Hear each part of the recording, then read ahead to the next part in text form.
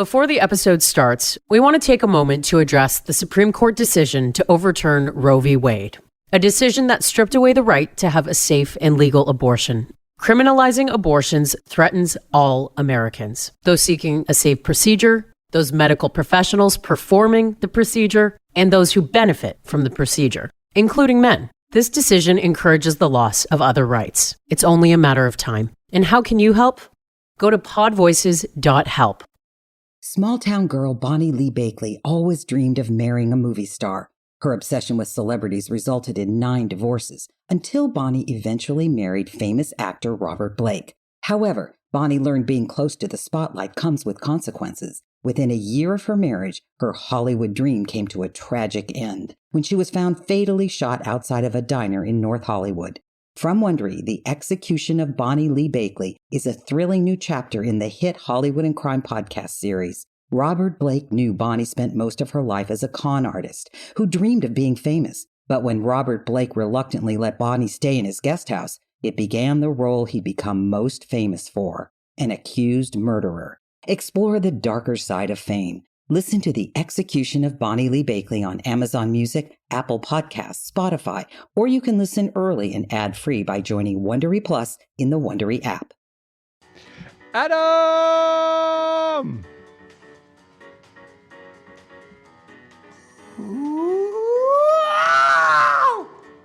That's not my name. Beau. Okay, Travis? Yes. Guys, it's been I cannot believe this. I have PTSD. It's been 1 year that we've been doing this show. Yeah, it's our 1 year anniversary. Travis?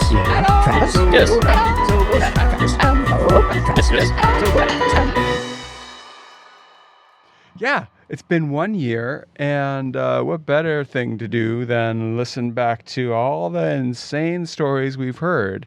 Adam, have you learned anything since we started doing this show?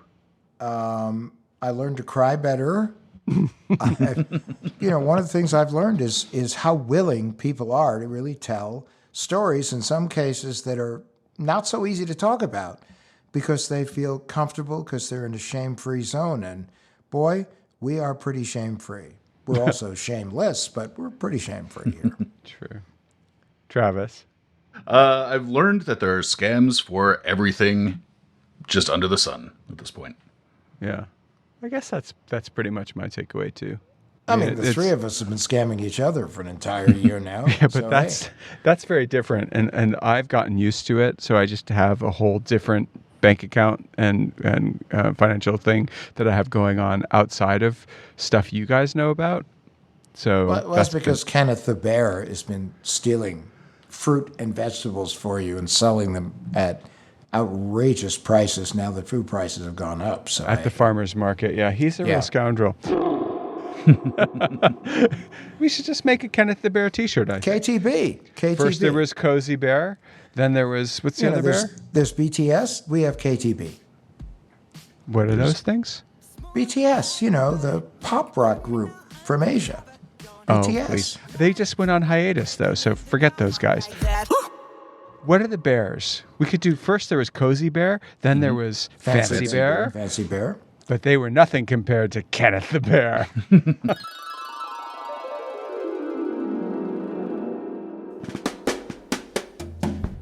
Wait a minute.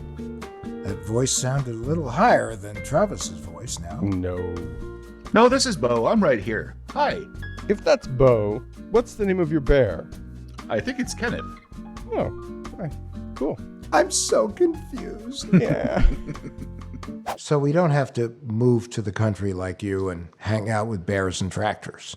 I'm sitting at home. It's a Sunday. It's a nice day. I'm out in Connecticut. The sun is shining. I don't know if the sun was shining. Birds are flying around because they're always flying around. Kenneth the Bear was somewhere in the woods. Kenneth the Bear.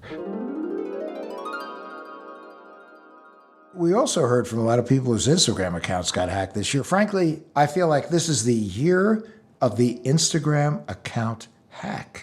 Yeah, true. Mm-hmm.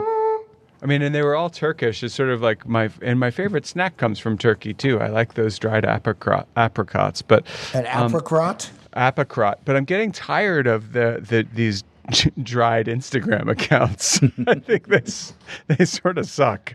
We heard at least 3 stories of people whose Instagram accounts were stolen. John Jupiter's Instagram account was hacked. Yeah. My situation seems a little different than some of the other people's situation. If I was going to details, my phone I was going on Instagram, and it was giving me these warnings that I was doing something Instagram like wasn't fond of. Okay, so now are you on Instagram for fun, or are you on there for work, or both? I would say definitely it's probably work related for me, a lot of work relation, but I also enjoy Instagram just like anybody else. And I also, weirdly enough, it's become more of a platform for me to communicate with people than even texting has been. I have a lot of accounts I work with all over the country. Well, I'll take that back, all over the world. And, because of the time differences and things like that, a lot of the accounts I work with, Instagram has become a great platform because I can say, oh, a beautiful new store image, or this is great, or that's great. They can respond. I can direct message them. And it's actually become a great tool for me. And then as a photographer, it's a portfolio. But yeah. So it's very much work related for you. Absolutely. Yeah. I mean, I'm not going to lie. I love all the funny videos, but I would say 80% of it's work for me. Well, it's really a chronicle. I mean, that's what it is. I was kidding my wife the other day. I said, in the old days, someone would keep a journal. They would lock it, hide it, and die if they thought someone saw it. And today, Instagram is that journal for everyone. But the weird thing about it, Adam, is also people like John and Guinevere, just to mention too. I mean, Guinevere gets tons of leads for work. I mean, they are sent to other people when they come to her, but there is a lot of communication about work happening on Instagram, a lot, especially among creatives. Lisa Seifert also suffered through a hack of her Instagram. You had an unfortunate experience on Instagram, which, as I understand, hasn't even been resolved yet. So my Instagram page is private, and I didn't think something like this could happen to me because it was private, but I got a message saying it looked all very, very, very official. Like I didn't think I could be fooled. Like I bought it hook, line and sinker, and it was a message saying that we've gone over your page and we've come to the decision to verify your page. Just hit the link below, which looked like an official Instagram link. Hit the link below and just put your email and then your phone number. I feel so stupid saying this, but and then check your emails or something like this, right? So I freaking did it.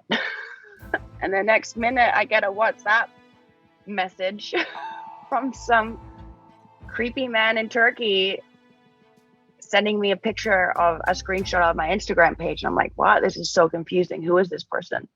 Right. And then he was like, bro. And I was like, who is this? And then I looked into my Instagram and I couldn't get in. And I'm like, wait, did you steal my Instagram? And he's like, yeah. That's pretty straightforward. And like anytime I would. Well, at least he was direct. He was very direct. And anytime I tried to like recover it, because you can like, hit a button to recover your email or something like this and change the password, it would just straight go to his email and his phone number. We're familiar with the hack. So what did they root around in your messages? Did this person have any, what did they do? He said that he was asking for thousands of dollars. He also said, if you don't pay me, he was already messaging people in my messages. And How do you know that? A lot of because he told me. Did your friends tell you? But did any of them tell you? Him doing that. One did. Did he message you, Beau? No, right? Yes, he messaged me. That's how I knew you got hacked. But he was saying anyone that had the blue tick, the verification or whatever it's called. Sometimes people send their phone numbers, or sometimes people, I don't send explicit pics to anyone. You can just Google me. No, I'm just kidding. They're not explicit. But I would never do that for this reason in a way, And he was threatening to release personal information. And stuff. But of were there people. explicit pictures in there, not yours, of other people, or? Yeah, over the course of years, of course, there's dummies that do that. I still think the one that stuck out to me the most was having a Danadute story about getting hacked by a middle schooler. That was funny. That was pretty priceless. You're here today to tell us a kind of a very interesting story, and we're all ears on this one. So tell us how this all started. Okay, so a couple of years ago, I had some friends coming over for dinner, and I was gonna go cook for them because, as you guys know, I'm a big foodie. And I'm driving back from the supermarket, and I suddenly start getting all these emails. Hey, just confirming you're trying to change your LinkedIn password. Just confirming you're trying to change your Google password. Just confirming you're trying to change your Facebook password. And I get these emails once in a while, and I always think it's someone just fishing for a password, so I just ignored it, right? And then I got home, and I'm cooking, and my buddy Matt Goldich texts me, and he says, hey, I think your Twitter has been hacked. And I go onto my Twitter, and lo and behold, every 10 seconds, it's like an awful, awful, dumb song lyric is just being spat out onto my Twitter. It's like, owner of a lonely heart, much better than an owner of a broken heart. Bop, bop. It's just like nonstop. Owner of a Lonely Heart's a good song. I don't know. That's a good one. They Hanson weren't all is the bad. anchovy of bands. See, that would actually be me on my Twitter account, so therefore I wouldn't notice anything different. Right. Well, for me, you have to understand, for a comedian especially, Twitter is very important. Right. It's I've gotten a lot of business out of my Twitter account. It's your way to promote yourself. I have a verified check mark. It's a big deal for me. It's important. So I start freaking out, and I can't get into my Twitter. I'm locked out of my Twitter account.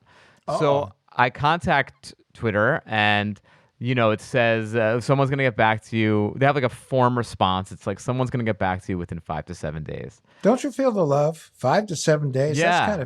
That's pretty instant for them, yeah. 5 to 7 days. For me, that would ruin my life. Like this thing, just 20 seconds of this, I was already hemorrhaging followers. 5 to So I'm 7 days is crazy. Yeah. There was a survey that if you took social media away from people, I think 60 or 70% of them said that they would be suicidal pretty much by the first 15 hours or 20 hours. Yeah. Exactly. That's what their plan is, just to hope that you commit suicide so that they don't have to help you.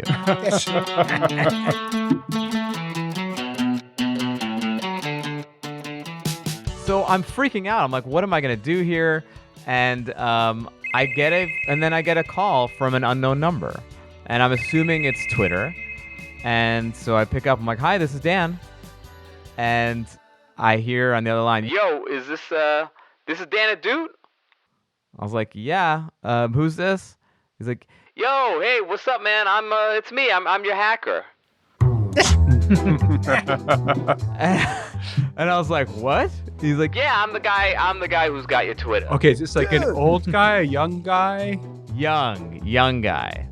And I'm like, how? What do you mean? And he just didn't say anything. And I was like, well, can I get it back?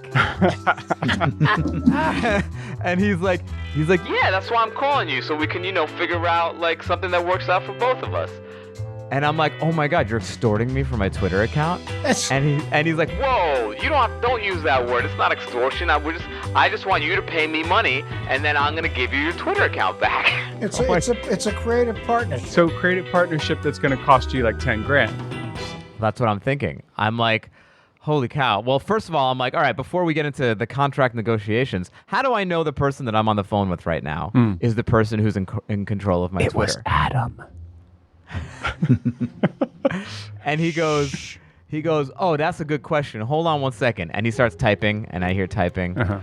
And he goes, yeah, it looks like your password for everything is Trek11111. True story? True story. Oh. And I'm like, oh my God. And look, here's the thing. It's very jarring to have someone, repeat your secret password to you, to hear it out loud in the world. Today's episode is brought to you in part by Zapier. Zapier. What does it do? Zapier is this really cool online program that lets online apps communicate with one another, and it lets you automate tasks. The average Zapier user saves over $10,000 in recovery time every year. And that's why, believe it or not, there are 1.8 million people and businesses that use Zapier to streamline their work. Really, if there's anything online that you get sick of having to do over and over and over again, and you think, boy, if there's only a way to automate this and not have to go through this process, Zapier will have your back. You guys know that I have worked a lot with coding in the past. And my personal favorite type of coding project is one where I don't actually need to write any code. And Zapier allows you to do that. There's no coding involved. Either of you could just jump right in and start automating tasks on your end with no prior knowledge required. Wait, even me? Even you, Adam. Oh my gosh.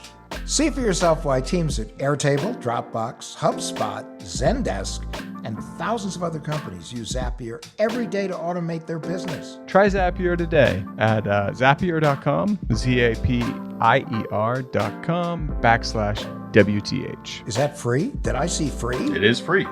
That's zapier.com/WTH.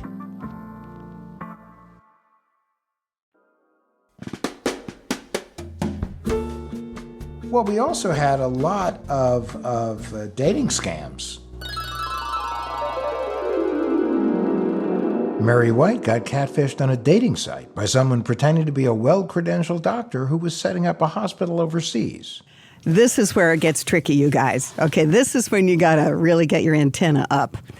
Because, it's turning out that Customs is holding on to the MRI machine and the X-ray machine, and they need $15,000 to get them. Big ticket Oh, items. yeah. Wow. Yeah, this guy isn't messing around. And they need $15,000 to get it out of Customs. I'm like, well, gee, that's too bad. Sorry to hear it. He goes, well, is there any way you could help us out? What? You're a doctor, and you have enough money to open up a free clinic, but you can't get your stuff out of Customs? So red flag, right? Red flag. I've been doing this long enough. I know, red flag. So I'm like, okay, I'm going to see how this plays out. So I told him, oh, gee, I wish I could help, but, I just don't have the money. And I'm not going to give you $15,000. I don't even know you, right? But I didn't say that. Just like, sorry, can't help. We continue every morning, every evening. These messages are just lovely. About another week, he's like, oh, things are still stuck in Customs. If you can even help us with $5,000, because I'm really worried about the equipments. I went, wait a minute, equipments? Has anyone tried to catfish you recently? And did you rebuff them viciously? Viciously. No, anymore. Well, obviously, since that last experience, I don't have anybody remotely like that approaching me anymore. Mostly because I got off all the dating sites because they were just a pain in my ass. It's like, it's a great way to meet people, but if you don't meet someone in a couple of weeks, pretty soon all you're doing is handing out resumes, getting hornier and hornier, So don't you be trying to get your hands on my resume. That's right. There's nothing sexy about that. I know, exactly. Anyway, so I'm not getting catfished. I'm taking a little break. I am, however, eating a lot more sugar. So I don't know. Have you guys noticed the correlation between horniness and sugar consumption? Hell yeah. Right? 100%. I don't eat sugar, so that must be why my libido committed suicide. I don't know. No, Adam, come on. We also talked with Julie Krafchick of the Dateable podcast about romance scams. Dating apps. Are they worth the risk? Yes or no? I absolutely believe they are. And again, I've met my partner on dating apps. I've met multiple partners on dating apps. I think you just need to be smart about using them. And like we said, when something feels too good to be true, like second guess it and then look out for some of these signs. Like you can also even do reverse image searches, and there's other ways to see if this person is valid. And I think there's always going to be a risk with anything. I've heard of scams, romance scams that didn't involve dating apps, that were people that met in person in the dog park. You never know, like if someone's out there trying to target you for some reason. It can happen anywhere though. So yes, it might be more prevalent on dating apps, but I really don't want people to feel discouraged to use dating apps because of this. We just need to be smarter about how we use them and, not having tunnel vision and believing the fairy tale all the time. Being realistic. Dating apps are here to stay, especially in the age of COVID and whatever horrendous future pandemics that we may face as a world. So the question is, within that which exists, this universe, as opposed to the universe of our yearning youth. Okay. Then I would say go slow. What advice would you Go give? slow. I would say go slow. And if somebody wants to go faster, go even slower. Then there was Angela's dating app story. I get a video. He sends me a video that's not even the pictures of the guy that in the profile. So, and it's somebody else, and the person is talking, and no, the person is lip syncing. Like the voice didn't match what, like, I don't know who the video was of. The video was not of him. It was of somebody else. I don't know who it was, but it wasn't even like the voice wasn't. It was almost like subtitles. It was almost like when your movie is dubbed into another language. Some of my favorite movies in Chinatown in the 80s were like that. That's exactly what I got. I was just like, I was like, it was just so ridiculous to me. I was like, how could? And I just remember being like, I just texted back. I was like, I'm just like, that's sad that, I thought you were somebody else, and this is just whatever. And we heard Amanda's creepy story of cyberstalking. What if he somehow, he has a cybersecurity company, right? I'm like, would it be possible for him to have gotten into my phone and see that I've been sexting, and that's why he's not responding to me? I just have the weirdest feeling, and I call my best friend. I'm like, do you think that this is possible? Because and she knows everything that's been going on. I said, do you think this is possible? Because I don't know. I feel like sick about it for some reason right now. She's like, I don't think that you can do that. She says, let me call my cyber friend and I'll get back to you. So she texts me and she's like, she screenshots the message that she has with her cyber tech friend that says, yeah, that can be done. I don't know why someone would go through the trouble of doing that, but it happens all the time. If you're in cybersecurity, you know how to do it. And so, yeah, sure. He could have probably done it. And so now I'm like, oh my gosh, I wonder if this is why I haven't heard from him. And he sees that I've now been sexting somebody when I've been telling him that he's the only person I'm talking to. And now there's, two people in the mix. And so now I'm kind of paranoid. It sounds like Jason Bourne might have installed spyware on your phone. Now, Travis, a question to you before Amanda continues, and that is, can you install spyware remotely, or do you actually have to have access to the phone in order, this for our listeners, access to the phone in order to be able to put spyware on it? Well, for something that could take that much control over your phone, we have heard things about the Pegasus spyware, for instance, but that's really, really high level. That's the sort of thing that they've gotten into journalists and politicians and the like. I don't really know how advanced this cybersecurity guy, the Jason Bourne, is here. So we know that there is, in the case of the Pegasus spyware, something that can get onto an iPhone and can pretty much take full control over it and intercept just about anything. And it's called a zero-click malware because all you need to do is get a text from it. But again, that would be a pretty refined, like government-level form of spyware. Okay, but Travis. Yeah. Adam. Beau. You've met Amanda, Adam. Travis, you see Amanda now on the Zoom screen where we're talking to Amanda. Sure. Amanda, I have a partner, this is no flirtation, is a very refined woman. So it's quite possible she may have attracted, we're not wrong, Jason Bourne, and that this guy had access to something like Pegasus. And it's also quite possible that Lira Crypta ICM, the guy from Italy, also we don't know if he was a high-level crypto guy. He may have been one of the original crypto guys. And if he is one of the original crypto guys, he's got chops. And if he's got that kind of dough, because we're talking $100 million, Pegasus is a cheap date. And if you're also a bit of a psycho, it's a fun date because you can spy on everybody. So, no offense, Jason Bourne. Jason Bourne, listen, you know what? I have such a boring life. Leave me alone. But it is the case of one of those things of saying, it would be hard to get a rocket launcher, than saying, well, the guy is a gun dealer. Then you're like, well, that would make it a little bit easier on that note. The one thing that we have not had more than one of, for which I'm thankful, is the evil clown attack. Roy's story from our first episode. It was right before the inauguration. I think when Parler got kicked off of their own app was shut down by, I don't know, was it Amazon or Apple? Everyone kind of shut them down. And it was in the news that everyone from Parler was migrating to Telegram.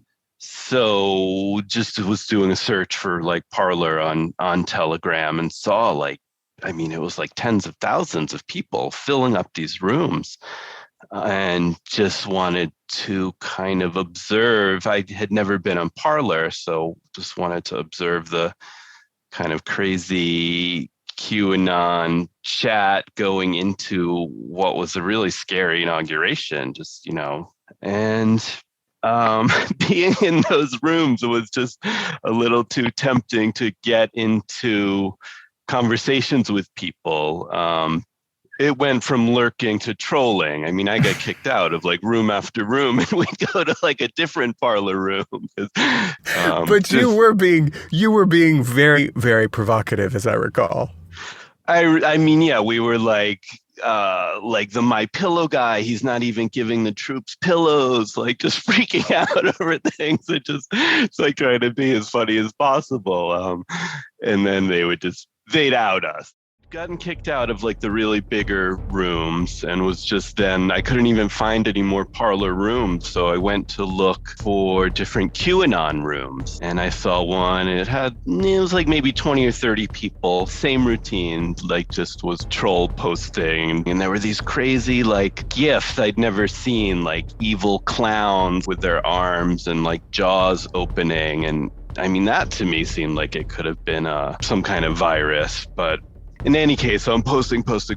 They're like, yelling back at me, this or that. Then all of a sudden I see a picture posted, and it was a picture of me that doesn't exist on the internet. That's like only on my phone and my computer. You spending any more time trolling Trumpies and anti-vaxxers? No, after that, never again. I'm not antagonizing any QAnoners or... no more evil clowns then. Yeah. I did have some weird charges on a credit card, but I don't think it was QAnon related. Did you buy a Trump shirt or something? What was it? It was Sam's Club. What is that? Is that like a Costco or something? It's something I don't belong to. And there were like 3 $49.99 charges in a row. That sounds like a pretty typical somebody got your credit card number scam. Yeah, they sent me a warning thinking I got double charged, and I was like, I don't even belong to Sam's Club. No, but I do thank you for letting me use your credit card when I went over there. And the T-shirts are great. Yeah. We've neglected to tell you that you remember I was on that Telegram thread with you trolling the QAnon people. Yeah. But I was actually there hacking your computer so that Adam could get your credit card number so that he could spend $49.99 at Sam's Club. 6 months later. So yeah, that's how it works. You do it later so that they can't tell. Because as we say, the family that spends together ends together. So, hey. All right. So did you learn anything from the show other than that you're never going to troll the bad guys again, or the good guys, or whoever the guys are? I don't think so. No, I mean, I haven't been following like the computer hygiene you suggested, like shutting everything down every night. It's just too much effort to put in 1 million passwords every morning and open like the 20 screens I have open. So password manager. I mean, Safari does it for me quite a lot. Sometimes it doesn't. But so please still, tell us that you at least have an extremely, extremely complex Apple password. Yeah, no, I never remember it. I'm resetting it all the time. It's Beau, right? Beau's We're gonna your have to password. beep this whole thing, like this whole thing has to be beeped. Come on, Roy. Like All my right. Apple ID, you mean? Yeah. We're gonna have to make Roy T-shirts and sell them from the site, Adam. Yep, and the slogan is going to be "Make Cyber Great Again." Yeah, or don't be like Roy. Roy. That's right. Well, instead of like that, as long as I'm not antagonizing the QAnoners, it seems like I'm pretty safe out there. Like they pretty much antagonize themselves, so I wouldn't, Well, no, but I'm gonna put a bet down now. Roy, first of all, thanks for coming. It is nice of you to come and drink sarsaparilla with us on your work day. But I wanna just put a chit on the table. Excuse me. He's gonna come back as a guest. We're gonna get another good story. Oh, without question. 100%. Travis? Yep. Sounds like I'm surprised that we haven't had more. I mean, just I think it's worth remembering though that steganography, whether it's a roof evil lizards. clown, roof lizard, yeah, but at any rate, the steganography attack, that's a real thing, and I'm actually kind of surprised we haven't heard about more of those.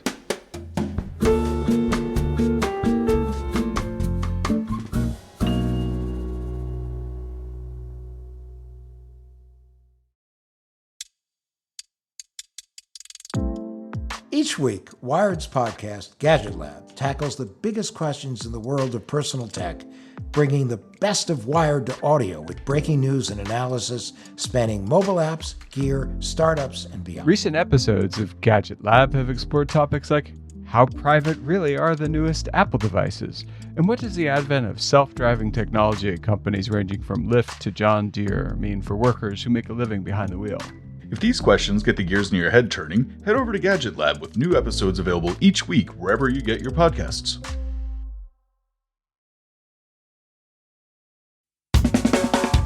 We've also had a fair number of experts on the show. That's always why don't you toot your own horn there? Us? Experts? Experts? No, experts. No, it's true. It's true, and from Jeff, the head of security at Avast. So, this big drive by Microsoft and Google and Apple to get people to do it another way. Yep. How do you feel about that one? So I'm absolutely in favor of it. I think the passwordless is a very powerful way to get away from a fundamental technology challenge. Jeff. Yes. Did you see The Big Lebowski? Hold my drink. Dude. Well, you remember the nihilists, and they said, she cut her pinky off. You remember them? What people are going to start cutting people's thumbs off. I disagree. I don't see the thumb cutting. Jeff is stunned by the level of stupidity I just threw at him. It was a pinky toe, for the record. It was actually popular singer Amy Mann's toe. I think your scoring of actual risks doesn't put that one at the top of the list. Whatever. If you've got a situation where a criminal has the ability to cut off your finger, they can compel you to enter your password in lots of other ways. Not if they're not Jack Bauer. Stare at this cell phone. Okay. But let him answer. Now I'll stop interrupting. Why do you think it's a good thing, and how will they do it? Is it biometrics? Is it a token? What is it? I think there's multiple ways to do it, biometrics, token, but I think the really important aspect of it is getting to that idea of self-sovereignty, that I control my identity. I don't have to have my identity on 100 different sites. I don't have to have my personal information on 100 different sites. I control it. I control where it goes. Right now, if I order something on Amazon, they have my password, they have my address, they have my credit card number, they have my order history and all the things that go along with it.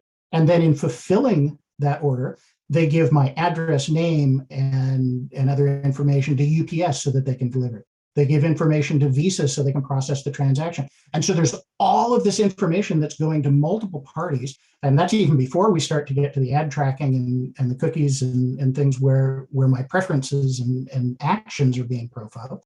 But if I've got all of this controlled on my own device in a tightly encrypted manner, and I choose where it goes, then I don't have to worry about that onward transfer.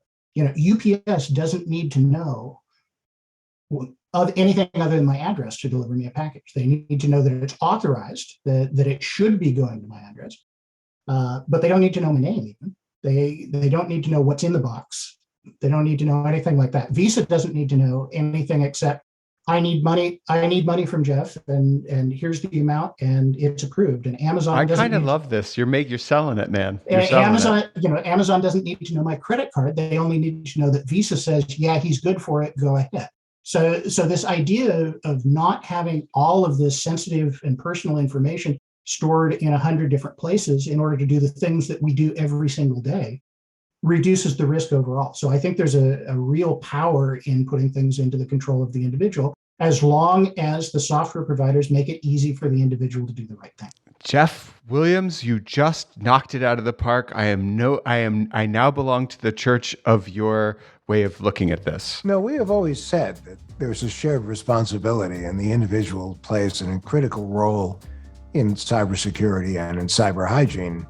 So we're all, this is the same choir. Yeah, we're all singing together here. Absolutely. Yeah, I think it's something that people tend to overlook, where they look at the Venn diagram between privacy and security as being not a lot of overlap, but at the same time, I think you're completely spot on here, where your privacy is a matter of security, because the fact that when you know who has access to your information, that lets you know who is able to access your accounts.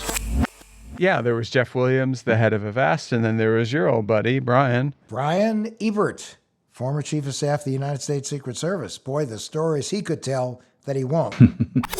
One of the first cases that I was involved with, I wasn't the case agent on it, but I helped out with it as a real junior agent. So this was like 1992. We called it the Fredericks of Hollywood case, because there were folks that served as operators that you could call in to Fredericks of Hollywood to buy lingerie or whatever particularly your fancy from that company, and they were capturing all the credit card numbers from customers that were buying from Fredericks of Hollywood, and sell them in bulk to other bad guys who would again encode and emboss them onto counterfeit cards and use them to do cash advances or to do high dollar purchases for items that they could turn around and fence. We also talked with the host of the podcast Darknet Diaries, Jack Resider. Jack, when you were making these videos, were you tracking stats like how many viewers, what your growth was? Were you really trying to grow an audience? Mm-hmm. Yeah, I wanted to. Because, the real question here, and somebody with your background would absolutely know this cold, but, how do you balance being a public figure with being safe and secure? Yeah, I think you want to use your name as least amount as possible, right? So use a fake name if you can. Don't provide details such as your location, your age, your interest, your family status, who you're related to, who your friends are even, because, people can target them to try to get to you and stuff like that. So yeah, you just kind of want to really pull back on all the possible things and just talk about very common things like the weather online if you're on social media and stuff, right? Because the more you divulge about yourself, the more that somebody can build some sort of targeting package to you. And when you have situations like where people are, saying that they're in Bitcoin investors or they're big into Ethereum or something, well, now you know that this person probably has a lot of Bitcoin, and you can say, all right, well, how can I social engineer this this person to get what I need out of them. And people have lost millions of dollars in Bitcoin this way. So you've got to kind of see what could potentially go wrong. Like, sometimes you have something that other people think is valuable, and if they can steal it digitally or even pressure you into just giving money because, they've conned you. I've seen catfishing scams and stuff like this where people are like, well, now I have your photos. Give me $500 or else I'm going to publish it to the world. And it's a dangerous world. So I just try to stay out of that light and just have like a professional persona that I put out there instead, which doesn't always match my real persona. And so, a couple times I wasn't street smart enough and made some wrong moves, and some fingers got in my wallet and took things out. Now, are these hacks, or are they social engineering, or is it neither, just kind of scumbaggery? Well, I think this is where we're going in as far as digital cybercrime. It's a combination between social engineering and hacking. And I think if you leverage the two, you can really you can make millions of dollars of this. Social engineering is just going so far right now. We have a lot of flaws in our coding in our psyche that tricks us into doing a lot of things that are stupid. So I think social engineering is the main thing going on. And we learned about social engineering from Jordan Harbinger. I imagine this whole experiment taught you a lot about how people react in these type of scam situations. Yeah. What were some of the things you learned that have really stuck with you? So there were a couple of things that I used that worked almost every time. In rapport, if you disclose first, other people will open up. And those are like trust triggers. So if I say, oh man, I'm afraid to go work out there. I'm going to be all alone. I don't know anyone in Indiana. What am I going to do? I feel like maybe I should just stay in California. And the person would say, I also am pretty lonely out here. I'm not getting along well with my significant other. And, it'd just be great to have somebody in the office that I can relate to, because everybody's so left-brained. And I'm like, this guy's basically telling me stuff that he would not want anybody at his office to know, and certainly wouldn't want his family to know. And now he's, of course, going to trust me with something else that is not shareable, right? And so it shifts when you disclose first and you're using rapport. It shifts from someone violating a policy that they should know better to helping somebody in need. And also, the other takeaway is people go, I would never fall for that. Bear in mind, I'm getting 1 or 2 nuggets from each person, and then I'm backing way off. We might be talking about McDonald's Filet-O-Fish for the next 2 weeks, 2 or 3 messages back and forth after you gave me your office phone number or the project type or where the test thing is that you're located at and you feel isolated from your family. That kind of stuff was gold. And then you didn't want to just dive in and keep doing more and more and more. Maybe a spy would, but also I think a spy actually might back off and say, this person trusts me. If I dig even more, their BS detectors might go off, and then they're going to be like, uh-oh, what am I doing? And the list goes on. It's been a fun year, I have to say. Agreed. Let's play round robin. What you hope to get from a guest this year. I go first because I'm Beau. I want to hear a story about a hack that occurred because an employee snuck in malware on a USB drive and intentionally infected a network. That's the story I want to hear. That is very specific. We haven't heard that story yet, and I love stories like that. I love them. So in other words, we have to line up nuclear engineers from an Iranian facility. Nah. It could be like a shoe store. I don't care. But the idea being that it happened with a hardware attack is what I want. I want to hear about a bad employee doing a hardware attack. And obviously I don't want to hear from the bad employee. So if you think I'm going to get on the show by doing an attack on my company, you're just going to jail. I want to talk to somebody who experienced the attack, to be clear. I actually want to have a heart-to-heart conversation with a real live, no kidding, not so white hat hacker to get Me too. their Me perspective too. on things. Can we pay like we not so ethically offered a hacker who was trying to scam me money to come on the show, and he declined. Thomas just wouldn't do it. Thomas Wasn't Davis. interested. That's right. TD So I don't, to his friends. I don't know if we're going to make that happen, Adam, but that is actually, I take it back. Adam's wish is also mine. Travis? I'd really like to be able to talk to someone who's experienced a hack from a foreign government. Ooh. Because so many of the things that we talk about are scams, and it's not to say they're all the same. I mean, every story has been different, but they tend to follow a lot of similar beats to one another. Maybe I could get Vladimir Putin to come on. He would be the perpetrator, though. He's not busy right now, so we can talk to him. So if by any chance you're any of the people we just described, and you know who you are, please get in touch with us. We would love to hear from you. We would love to have you on the show. We don't have to identify you. We don't have to have you use your real voice. I mean, you can be anonymous. We won't even try to hack you. Speaking of which, if someone from Anonymous would like to come on the show, we'd like to have them too. That would be fun. 100%. Yeah. Or if you've had any hacks or scams happen to you, we'd love to have you on and hear your story. In fact, if you're someone who tried to get gasoline for under $7 a gallon, we'd like to hear from you as well. So if you want to submit a story idea for the show, you should just send a dog over to Adam's house with the idea tied to its collar. And Adam loves dogs, especially if they look like scorpions. If you have a story and you want to tell it to us, go to adamlevin.com. There's a huge banner there, and it says, "Tell us your story." And if you click it, you're not going to get malware. You're just going to get a form, and you're going to get to tell us the story. And we really do read everything that comes through that form. So. No, we don't. Travis does. Yeah. Listen, everyone who's listening, everyone who has listened, and everyone who's dreaming about the possibility of listening to What the Hack with Adam Levin one day, because we are your destination for enlightenment. Wow, would you get on with it? Okay.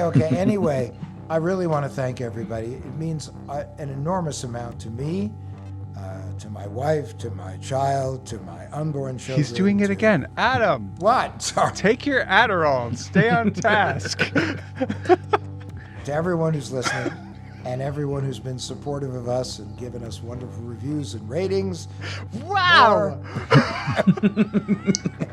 Just say thank you. Can you just say thank you? All right.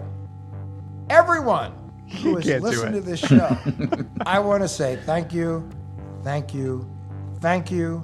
This has been a terrific first year. I've had a ball. I hope you've enjoyed this show, and I look forward to entertaining you more, enlightening you more, inspiring you more in the year to come. And all you guys out there who are thinking about starting their own podcast, let this be a lesson to you about podcasting and drinking at the same time. It really is. It's a tragedy. It's a horrible thing when somebody just really gets in their cups and then they decide to just let it all loose. Sober. I just want to join you in saying, it has been totally fun, and I look forward to another year of fascinating stories. Thanks to everyone who's tuned in to listen to us. We hope you've enjoyed it half as much, at least, as we've had making the show. Bye-bye. Bye. Once in a lifetime, there comes a moment, a wonderful moment when ratings take your hand. And this is our moment, our once in a lifetime. I need ratings, please. Ratings. What the Hack with Adam Levin is a production of Loud Tree Media. It's produced by Andrew Stephen, the man with two first names. You can find us online at loudtreemedia.com and on Instagram, Twitter, and Facebook at Adam K. Levin. Travis Taylor. Travis Taylor. Travis Taylor. Oh, he's blushing. Go on, Travis. Yes, I'm indeed blushing. You're awesome, Travis. Here we go. This is What the Hack with Adam Levin. Taylor.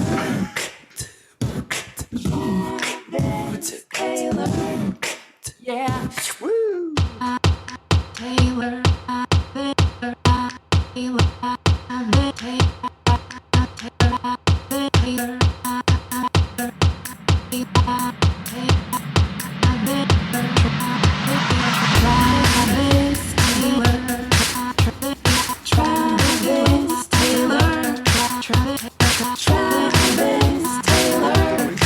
Go on, Travis. Here we go.